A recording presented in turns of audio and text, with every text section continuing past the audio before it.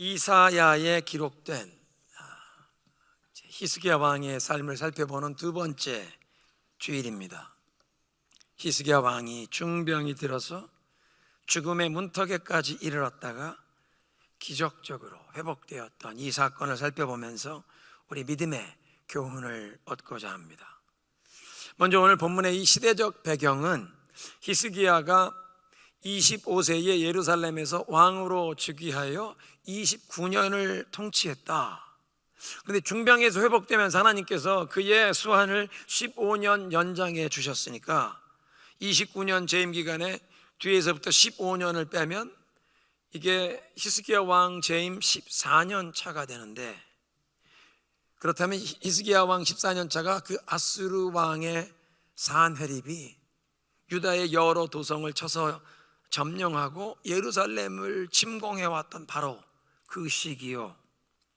그 당시에 히스기야의 나이는 39살이었습니다. 그런데 히스기야의 기도에 하나님께서 응답해 주실 때, 내가 아스리 왕의 손에서 너와 이 예루살렘 성을 건지고 내가 보호하리라, 그렇게 말씀하시는 내용이 있는 것으로 보아서 우리가 지난주에 보았던 그 아수르 왕의 대군이 예루살렘 성문 앞에까지 와서 위협하고 하나님을 모독하는 발언을 했다가 하나님께서 그 기도를, 히스기야의 기도를 들으시고 여호와의 천사가 나가서 하룻밤에 아수르군 진영에서 18만 5천 명을 쳐서 죽여 아수르 왕이 군대를 돌려 철군하고, 그리고 유다가 구원을 받았던 그 일이 일어나기 전에 히스기야 왕이 중병에 걸렸다가 회복된 이 일이 일어났던 것임을 알 수 있습니다. 지난 주일에 우리가 함께 보았던 것처럼 히스기야는 왕이 되었던 그 왕으로 즉위한 첫 해에 성전을 수리하고 성전 예배를 회복했던 아주 경건한 신앙의 인물이었습니다. 그런 경건한 신앙의 인물이 나이 39에 중병이 들어 죽음의 그림자가 문 앞에 다가왔고, 선지자 이사야가 하나님의 보내심을 받고 궁중에 찾아와서 전하는 메시지는 내가 회복되지 못하고 곧 죽을 것이니 유언해라, 내 집을 정리하고 유언하라는 내용이었습니다. 사람이 경험할 수 있는 아마 가장 심각한 위기, 개인적으로 한 사람의 영혼을 가장 깊은 곳까지 흔들어 버리는 그 위기는 건강의 위기, 자신의 죽음을 대면해야 하는 그 건강의 위기가 아닌가 합니다. 중병이 들어 병상에 눕게 되는 것은 사람에게 위를 보게 만드는 시간입니다. 지금까지 자신이 살아왔던 삶을 돌아보고 정말 중요하고 가치 있는 것이 무엇인가 다시 한번 깊이 생각하는 시간이 되어야 합니다. 그런데 이사야 6장에 하나님께서 이사야를 선지자로 부르시면서 그에게 주셨던 그 말씀처럼 사람들의 마음이 둔하여져서 네가 하나님의 말씀을 대언하고 전해도 그들의 귀가 막히고 눈이 어두워져서 듣지 못하고 보지 못하고 깨닫지 못하게 될 것이다, 그렇게 말씀하셨는데, 병상에서 죽음의 문턱 앞에서도 하나님을 향해 눈을 들지 않는 어리석은 사람들이 많이 있습니다. 자신이 곧 하나님 앞에 가서 인생의 그 최종 결산 보고를 어떻게 해야 할 것인가, 그걸 점검해 보아야 하는 가장 시급하고 가장 중요한 일을 하지 않는다는 것입니다. 예수님께서 십자가에 못 박히셨을 때 그 좌우에 십자가에 못 박혀 죽어가던 그 두 명의 강도를 생각해 보십시오. 한 명은 그 자리에서 예수님을 향한 신앙 고백을 하며 주여 당신의 나라에 임하실 때 나를 기억하옵소서, 그렇게 예수님께 그의 마음을 집중하여 구원을 얻었는데, 다른 강도는 그냥 세속적인 자기의 인생의 개인적인 이기적인 자기중심적인 생각으로 그 범죄자의 삶을 살던 그 길에서 돌아서지 않고 그 죽어가는 자리에서도 예수님을 향해 조롱하는 발언을 하는, 하나님께로 눈을 돌리지 않았더라는 것입니다. 그리고 영원한 멸망으로 떨어졌습니다. 그러니까 건강의 위기를 당할 때 하나님을 바라보게 되는 것은 축복입니다. 건강의 위기라는 환난을 통해 하나님께서 그 영혼을 흔들어 깨우시는 것이요, 눈을 열어주셔서 그 환난의 시간에 하나님을 보게 된다는 것입니다. 그러니까 우리는 하나님께, 하나님 우리의 눈을 열어주시고 귀를 열어주시고 깨닫는 마음을 주옵소서. 우리 토요일 새벽에 사사기의 말씀 가운데 시스라라고 하는 그 가나안 왕 야빈의 900대의 철병거를 이끌던 그 장군을 한 여염집 아낙네가, 유목민의 가정의 아내였던 야엘이 집을 떠나지 않고 평소에 자기가 일상생활에 익숙하던 도구를 사용해서 시스라 장군을 처단하여 하나님의 백성을 구원하는 그 전쟁에 멋진 피날레를 장식했는데, 집을 떠나지 않고 그저 가정일에 충실하던 주부였지만 영적으로 깨어있다 보니까 지금 이때가 하나님의 일을 해야 하는 때구나. 우리가 영적으로 깨어있어 볼 수 있고 들을 수 있고 깨닫는 마음이 주어져야 한다는 것입니다. 이사야 선지자의 입술을 통해 사망 선고를 들은 히스기야는 벽으로 얼굴을 향하고 하나님께 기도했습니다. 얼굴을 벽으로 향한다는 것은 모든 사람들과의 대화나 만남을 이젠 다 끊고 나는 이제 오직 하나님만 바라보겠다, 하나님과 독대하겠다는 비장한 각오로 하나님께 매달리는 그 기도의 마음 자세를 말하는 것입니다. 아마 모든 어의를 물리고 질병의 치료도 중단했을 것입니다. 식음도 다 끊었을 것입니다. 이제는 어떤 인간적인 노력도 소용없는 그 한계 상황 앞에서 세상의 모든 것은 다 포기하고 오직 이제 하나님께만 매달리겠다고 하는 그 간절히 하나님을 바라보고 하나님을 향하는 그런 마음의 그 기도의 자세입니다. 병상에서 일어날 수 없는 연약한 상태였기 때문에 얼굴을 벽으로 향했는데, 아마 건강의 컨디션이 자리에서 일어날 수 있는 정도였다면 여호와의 성전으로 향했다거나, 요즘식으로 표현하면 산기도 올라가서 기도굴에 들어가 세상의 모든 것 다 끊고 하나님의 얼굴을 구하는 그런 모습, 벽을 향하여 얼굴을 돌리고 하나님과 독대하기를 구하는 그런 기도였습니다. 그리고 그 히스기야 왕의 기도의 내용은 그동안 자신이 의롭게 살아왔던, 자신의 의로움을 내세우거나 공로를 내세우려고 했던 것이 아니었을 것입니다.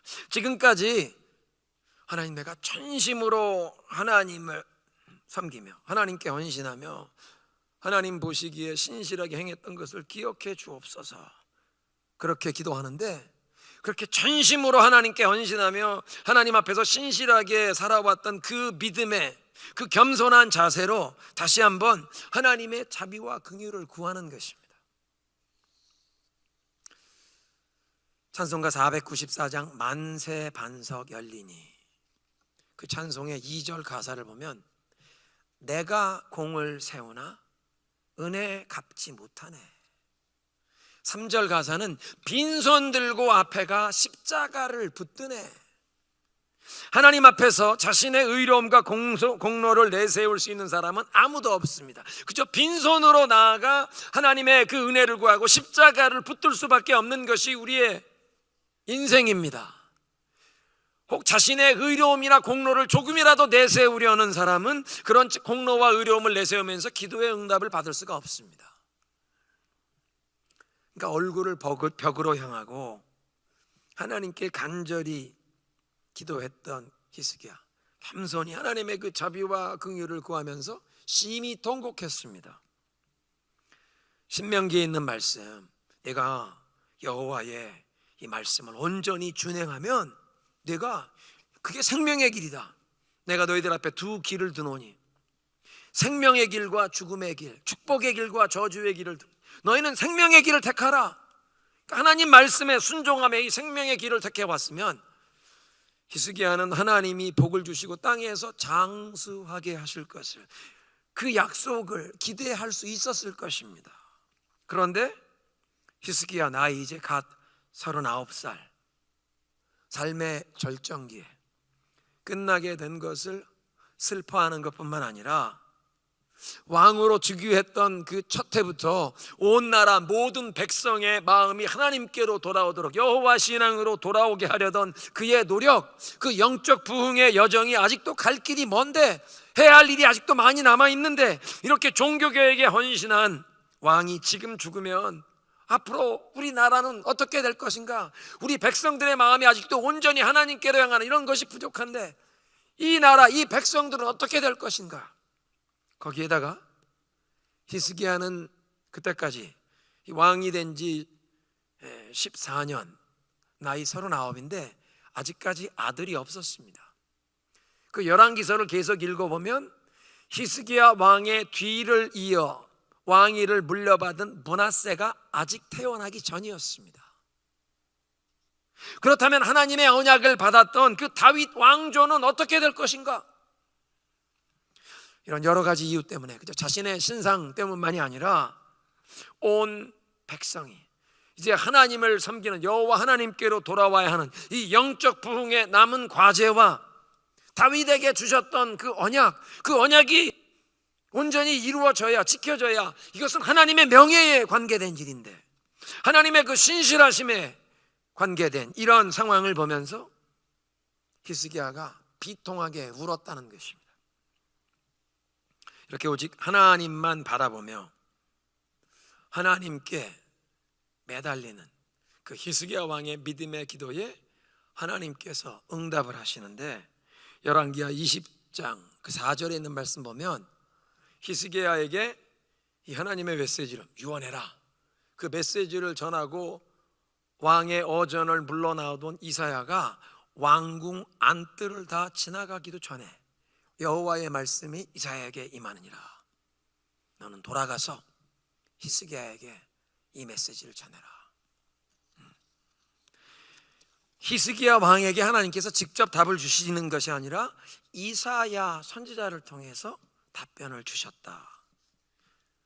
왕에게 하나님의 메시지를 전해주는 선지자가 필요했듯이 오늘날 우리들도 하나님의 메시지를 다른 사람을 통해 듣게 하시는 경우가 있습니다.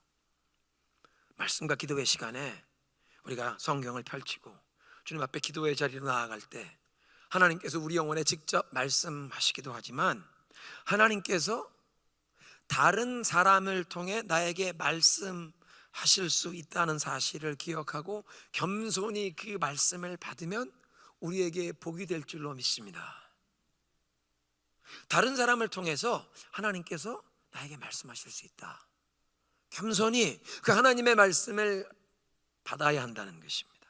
그리고 이제 이사야를 통해서 하나님께서 히스기야 왕에게 그 기도의 응답을 주시는데, 이사야가 집안을 정돈하시오, 유언하시오, 그렇게 말을 하고 왕의 어전에서 물러나온 지 5분도 되지 않아서 그 유언하라는 말을 듣고 히스기야가 얼굴을 벽으로 향하고 하나님께만 매달려 기도하기 시작한 지 5분도 되지 않아서 하나님이 즉시 기도에 응답하신 것입니다. 놀랍지 않습니까? 너는 이 병에서 회복되지 못하고 죽을 것이니 하나님께서 당신 집안을 정돈하고 유언하라고 하십니다. 사망 선고가 내려졌는데 하나님께 간절히 기도 시작한 지 5분도 되지 않아 즉시 하나님이 응답하시는 놀라운 기도. 네 조상 다윗의 하나님 여호와께서 이렇게 응답하시느니라. 만군의 주 여호와가 말씀하시노라, 이렇게 말씀하시지 않고 왜 네 조상 다윗의 하나님이 이 기도에 응답하신다고 말씀하시느냐? 다윗에게 언약을 주셨던 하나님, 어떤 언약입니까?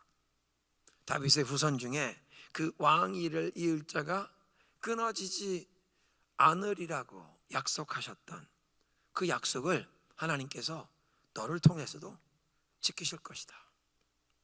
전심으로 하나님을 섬겨서 하나님의 마음에 합한 자라 인정을 받았던 A man after God's own heart, 하나님의 마음에 합한 자라고 인정을 받았던 그 다윗의 신앙을 이어가는 히스기야에게 하나님께서 다윗에게 주셨던 그 축복의 약속, 다윗의 그 신앙의 유산, 영적인 유산, 축복을 이어받게 하신다는 것입니다.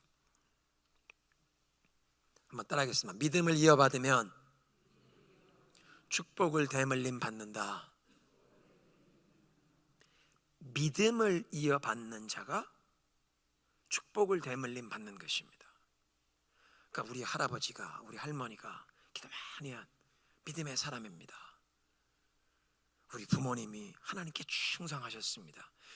그 축복의 유업이 있는데 그 축복의 유업을 받아 누리려면 믿음을 이어받아야 축복의 유업도 대물림 받는 것입니다. 내가 내 기도를 들었고 내 눈물을 보았으니 내가 너를 치료하리라. 그리고 이 예루살렘 성을 내가 구원하고 보호하리라. 열왕기하 20장 6절에 새번역 성경입니다. 내가 너의 목숨을 15회 더 연장시키고 너와 이 도성을 아수르 왕의 손에서 구하여 이 도성을 보호하리라. 내 명성을 지키기 위해서라도, 그리고 내 종 다윗을 보호하서라도 이 도성을 내가 보호하리라. 하나님 자신의 이름이 영광을 받으시도록, 그리고 하나님께 일평생 충성했던 다윗 때문에, 다윗이 죄가 없어서가 아니라 죄가 있었지만 깨달을 때마다 회개하고 하나님 앞에 진실되게 겸손하게 행했던, 허물이 없어서가 아니라 허물이 많고 죄가 있었지만 하나님 앞에 겸손히 진실되게 행했던 그 다윗 때문에 내가 다윗을 기억해서라도 이 예루살렘 성을 보호하리라. 그리고 그 다윗의 신앙을 이어받은 히스기야에게 그 축복을 대물림 받게 하시겠다고 약속하십니다. 믿음을 이어가면 축복도 대물림 받는구나. 그리고 이사야가 왕의 신하들에게 무화과 한 뭉치를 가져오게 해서 그 왕의 환처에, 그 상처 위에 무화과 반죽을 고약처럼 붙이는 것입니다. 왕의 병이 나았다. 종기난 곳에 무화과를 반죽해서 치료하는 것은 고대 근동에 널리 알려졌던 민간요법이었습니다. 그렇다면 왕에게 이 병이 났는데 종기가 심하게 났을 때 아마 왕궁에서도 분명 이 치료법을 이미 시도했었을 것입니다. 그런데 아무런 차도가 없었고 왕의 컨디션이 점점 더 악화되고 있었는데 히스기야가 얼굴을 벽으로 향하고 하나님께 매달려 기도하고, 이사야 선지자가 하나님의 이 응답을 받고 와서 하나님의 치유를 선포한 다음에 지금까지 아무런 효능을 바라지 못하던 그 무화과 뭉치 요법이 놀라운 효과를 보여서 그 종기가 치료받고 히스기야 왕의 건강이 온전히 회복되어서 이사야를 통해서 말씀하신 것처럼 3일 만에 네가 건강이 회복되어 여호와의 성전에 올라가리라. 그렇게 올라가는 일이 일어났습니다. 9절 38장, 우리 이사야 38장 9절 이하에 이사야가 그때 여호와의 전에 올라가서 하나님 앞에 기도한 그 기도의 시편 내용이 적혀 있습니다. 하나님께서 히스기야의 중병을 고쳐주셨는데 그 당시에 의술과 이 치료제를, 무화과 뭉치, 약을 사용하신 것이요, 그러니까 하나님의 치유의 은총을 구한다고 의술을 거부하거나 약을 끊는 게 아니라는 말씀입니다. 믿음의 기도와 의술이 함께 병행될 수 있는 것을 보여주십니다. 하나님께서 치유하시고 내 수완을 15년 연장해 주신다는 이 답변을 들은 히스기야가 하나님께 징조를 구했습니다.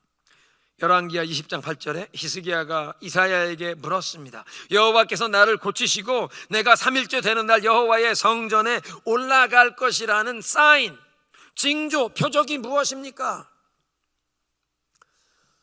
하나님이 지금 기도의 응답을 이사야 선지자를 통해 선포하셨는데 그 기도의 응답에 대한 확실한 징조를 구하는 것이 불신앙의 의심의 표현이 아니라 이것은 사실은 하나님의 약속이 이루어질 것을 믿는다는 믿음의 표현입니다. 왜냐하면 히스기야 왕의 아버지, 선친, 선왕이었던 아하스는 북이스라엘과 다메섹 그 아람이 연합하여 예루살렘을 쳐들어왔을 때 이사야 선지자가 와서 그들을 두려워 말라, 오직 하나님만 의지해라. 하나님이 이 성을 보호하시고 저 두 나라들은 곧 없어진다고 말씀하신다. 네가 여호와께 사인을 구해라, 징조를 구해라. 하늘 높은 곳에서 바다 깊은 곳에서 아주 어려운 징조라도 구해보아라. 하나님이 이 성을 보호하시고 지켜주신다는 그 약속을 확실하게 이루어 주실 것을 하나님께 징조를 구해보아라. 아하스가 나는 여호와께 징조를 구하지 않겠습니다. 왜? 자기는 벌써 예물을 사신의 손에 들려서 먼 아수르 제국에 자기를 구해달라고, 내가 아수르 제국으로 섬기겠습니다. 인간적으로 도움을 이미 구했기에 나는 하나님의 도움 따위는 필요 없습니다. 징조를 구하기를 거부하면서 하나님의 도움을 거부했던 불신앙의 사람이었습니다. 그게 히스기야 왕의 아버지였습니다. 그런 악한 불신앙의 인물 아하스 왕의 아들 히스기야는 어떻게 이렇게 하나님께 전신으로 충성하는 믿음의 사람이 되었고, 이런 위기 앞에 징조를 구하며 하나님의 약속을 더 붙잡는 사람이 되었나? 그런 악한 왕 밑에서도 이런 믿음의 사람이 일어나는 것, 분명 하나님의 특별한 은혜가 임한 것으로 우리가 볼 수 있고, 열왕기하 18장 2절을 보면 히스기야가 예루살렘에서 25살의 왕이 되어 29년을 통치했는데 그 어머니의 이름은 아비요 스가리야의 딸이더라. 어머니의 이름과 외할아버지의 이름이 나오는데 그 어머니의 이름 아비, 나의 아버지, 하나님을 향한 게 고백이고, 스가리야, 여호와가 의로우신 하나님이라는 그런 믿음의 고백을 하는 이름. 열왕기에 보면 왕이 된 사람의 어머니의 이름이 항상 등장하는 것은 아닙니다.